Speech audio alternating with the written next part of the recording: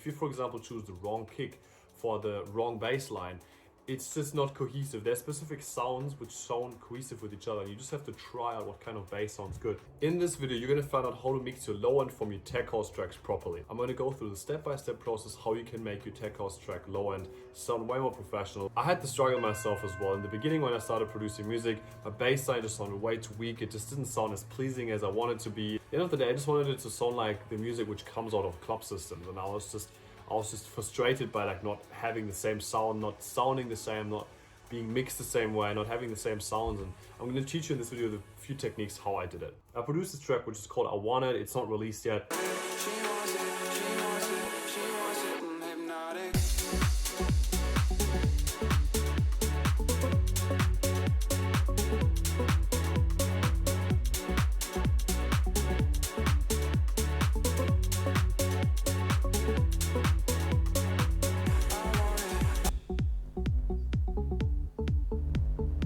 So the first thing I'm going to give you guys today is the proper sound selection. If you, for example, choose the wrong kick for the wrong bass line, it's just not cohesive. There's specific sounds which sound cohesive with each other, and you just have to try out what kind of bass sounds good.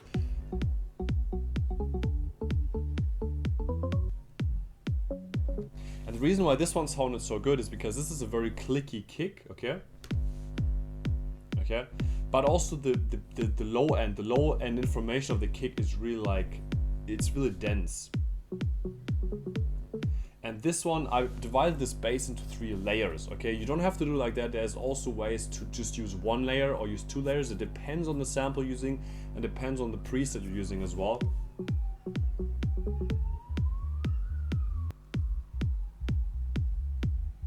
So this is the low end information, this is the sub bass basically. And then I have this is the highest frequencies, which is the shiny low end. As you can see, I cut all the low end from this like higher bassline notes. And also the reason why I did those little spikes is because in the context of the whole bassline, I wanted this high frequencies to just be a little bit like, I don't want it to like shine through completely. I want it to be the subtle tone for the bassline, okay? And let's just go quickly on the sub bass. I completely boosted the low end because I saw that this sub bass is missing a lot of low frequencies. As you can see here, it's almost like from 50 to 0 hertz. It's like there's like a big drop in frequencies, and we need to make sure that we fill all those frequencies. And this is more for the mid end. I layer the sounds in different frequencies, but I also use different octaves of notes. So you can see here, this one, for example, is the top layer. And then let's just go on the other one, which is lower here.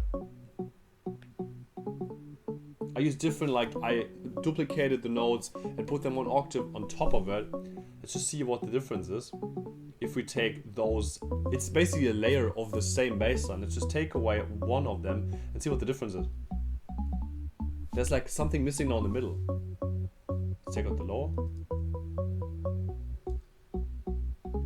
You see, every layer serves its purpose, and that's what you have to do as well in your low end.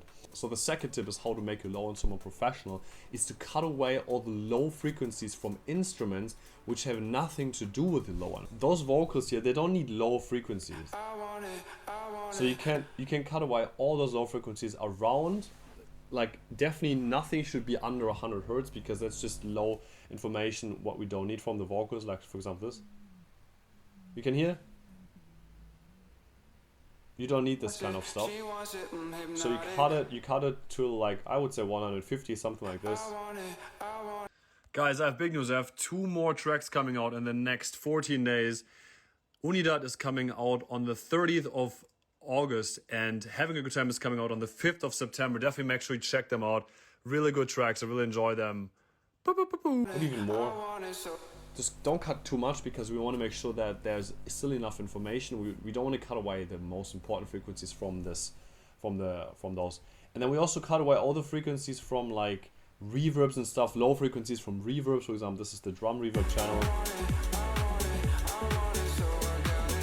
You can see there's sometimes low information, but we need to make space for the sub bass, and we need to make space for the bass basically. The third tip for how to make your low end sound more professional in tech house tracks obviously is the sidechain compression. So every time the kick is playing We need to make sure that the bass is ducking down. You probably heard this before somewhere else. For that, I use the LFO tool, which is a great plugin because you can shape the sidechain compression. But because, and I would say the most important sidechain compression from all those layers I have is for the low end, because you cannot have multiple, like if the kick has already intense low end and you have a sub bass which has intense low end, and they're playing the same time, it just overpowers the track and it makes it way too loud, and we need to make sure that it's compressed. So you can see it here.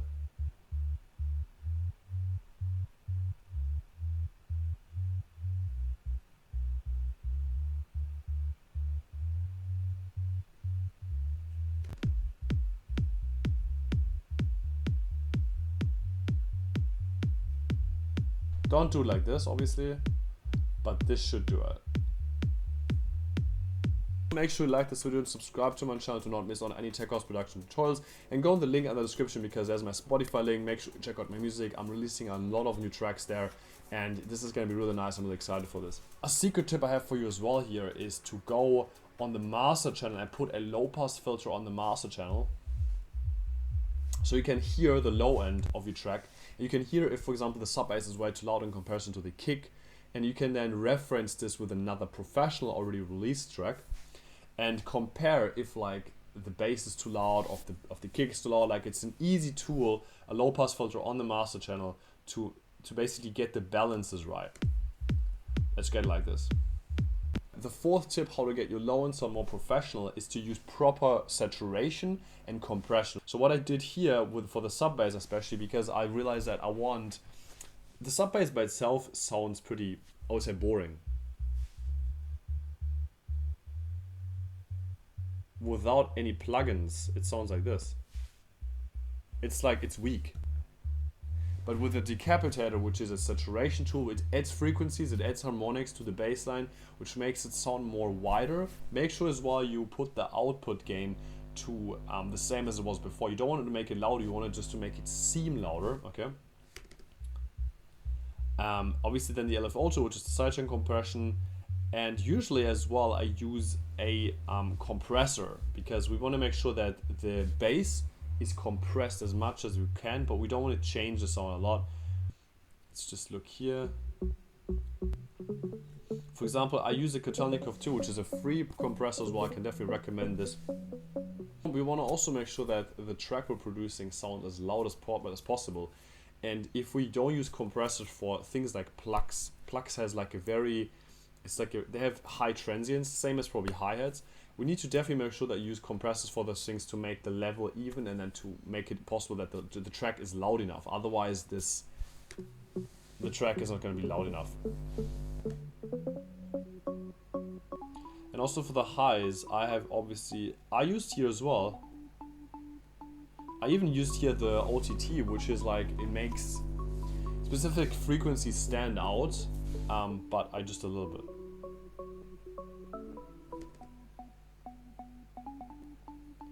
You can hear that it's more crispy, it like brings the high end of the bass sound more out. Usually I use other bass lines. For example, usually I use bass lines like this.